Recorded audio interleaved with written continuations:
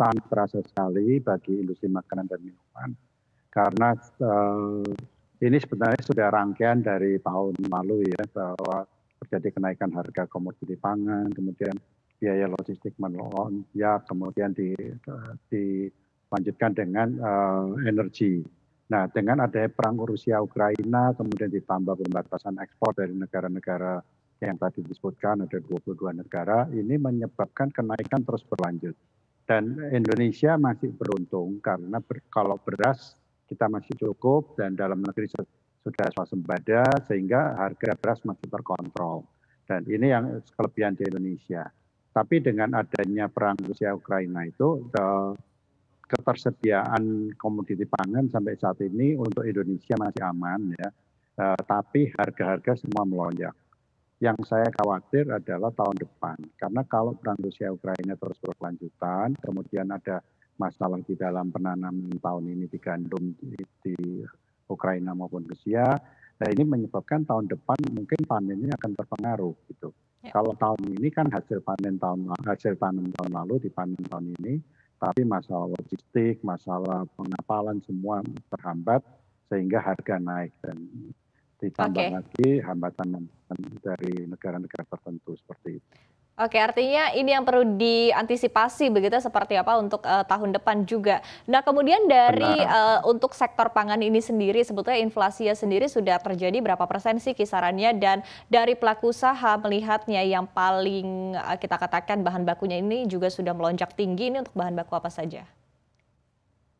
Oke, jadi kalau kita lihat bahan baku kita ini sudah sangat tinggi sekali, terutama sekarang yang paling utama sekarang gandum ya. Gandum itu memang banyak dipakai mulai dari mie, biskuit, snacks, dan lain sebagainya. Ini kenaikannya cukup lumayan tinggi dan sekarang harga gandum itu kalau per kilo sudah di atas 8.000 ya.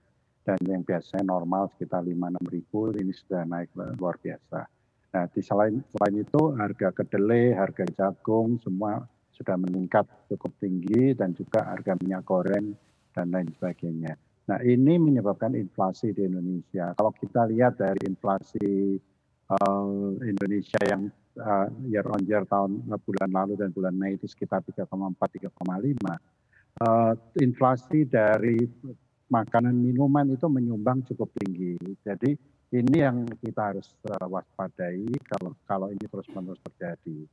Oleh sebab itu, kalau saya lihat ini kita harus berupaya bagaimana kita ketersediaan dalam negeri ini harus kita amankan, terutama di komoditi-komoditi pangan. Karena harga pangan yang tinggi ini sangat berbahaya bagi keberlanjutan di dalam persediaan seperti itu.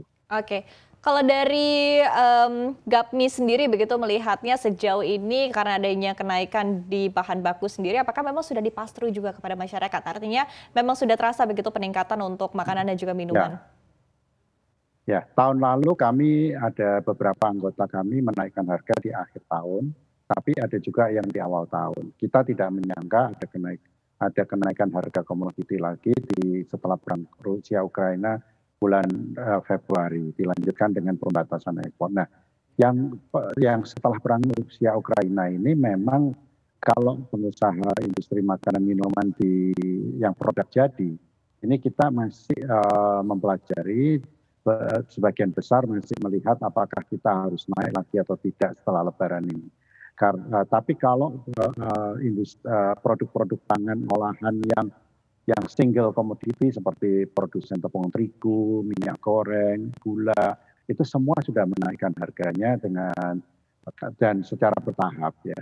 Nah untuk produk jadi khususnya untuk perusahaan menengah besar ini masih melihat situasi apakah kita akan naik lagi dalam bulan ini atau bulan depan atau tidak. Tapi kalau pelaku usaha kecil itu rata-rata daya tahannya sudah sangat rentan sekali, sehingga mereka dengan stok yang menipis, mereka mau tidak mau membeli dengan harga yang baru. Oke, ya, kisaran kenaikannya sendiri Pak Adi kira-kira berapa persen sih dari yang dilakukan oleh produsen begitu di pass-through ke agen ataupun juga ke konsumen sendiri, ini berapa persen? Perkiraan saya sekitar 5% ya. Dan ini belum bisa meng-cover kenaikan bahan baku secara keseluruhan, tapi paling tidak mengurangi beban produksi. Dan ini kenaikan 5% pun untuk produk jadi hilir itu memang sudah sangat tinggi sekali dan kita khawatir daya beli dan penjualan akan turun kalau lebih tinggi dari itu. Oke, Kita artinya tadi biasanya 5%, tapi Anda permintaan. katakan juga belum terlalu meng-cover begitu. Tapi kalau dari segi margin sendiri seperti apa? Apakah memang dari para pengusaha ini sendiri Pasti akan harus berpengaruh. mengurangi marginnya?